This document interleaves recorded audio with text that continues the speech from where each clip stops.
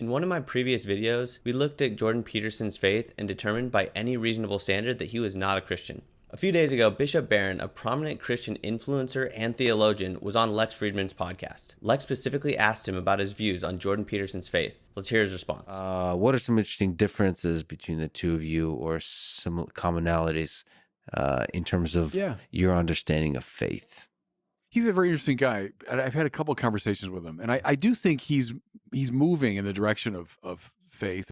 As I read him and talk to him, I think he's kind of at a Kantian level in regard to Jesus. What I mean there is, for Kant, it's not so much the historical Jesus, this figure from long ago. It's Jesus as an archetype of the moral life. You know, he says he's the image of the person perfectly pleasing to God. And as I read Peterson especially and talk to him, I think he's kind of there with the archetype of Jesus. And even language of like, live as though God exists. That's the als ob of Kant, you know, the kind of as if. No, that's not Christianity yet. I mean, that's Enlightenment moral philosophy.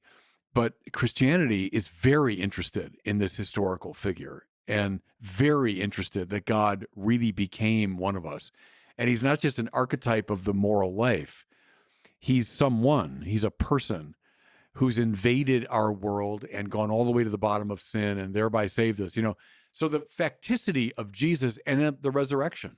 So like Peterson will talk about the resurrection as a myth and all that, and you can find that in different cultures, etc. But Christianity is saying something else. So in Christianity, when we're talking about who is Jesus, it's not just an archetype. Right. It's not just a myth. It's a historical figure, and the very grounded fact that God became one of us is fundamental to this idea of what Christianity is, what it means to be a Christian. It's the sin and the love that came here down to earth. It means we can be one with God. So that's essential. It's not just an archetype. That's right.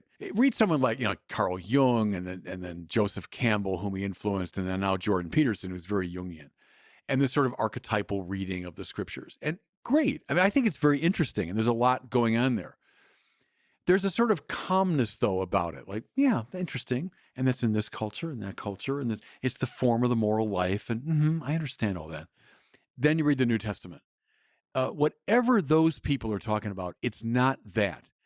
Like the resurrection, you know, the myth of the dying and rising God and how powerful that is in shaping our consciousness. That's fascinating. That's not the New Testament. The New Testament is, did you hear?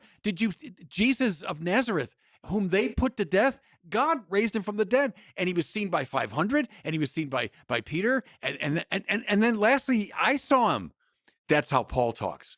It's not the detached, you know, psychologist musing on archetypal things. We're an historical religion.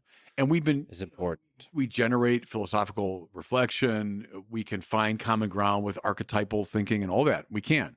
And the church fathers used, you know, Greek philosophy, and Aquinas uses Aristotle, and all that's great. But we're an historical religion, and that matters immensely. Bishop Barron highlights the fact that Jordan Peterson's faith is built upon myth and archetypes, not on the historical Jesus. He says that Jordan Peterson's faith is nothing more than Enlightenment thinking. Both Lex and Bishop Barron say that the historical life and resurrection of Jesus is essential to Christianity. Bishop Barron even contrasts people like Jung and Peterson to the New Testament writers, saying that the way that they talk about Jesus is completely different. The clip ends with Bishop Barron making the very distinct claim that Christianity is a historical religion. Atheists and non-Christians alike are all able to read the Christian story through a philosophical lens and extract very valuable lessons. However, as Bishop Barron said, this is not enough to call yourself a Christian. That's all I've got. I'm Forrest, the Latter-day Skeptic. Thank you for watching.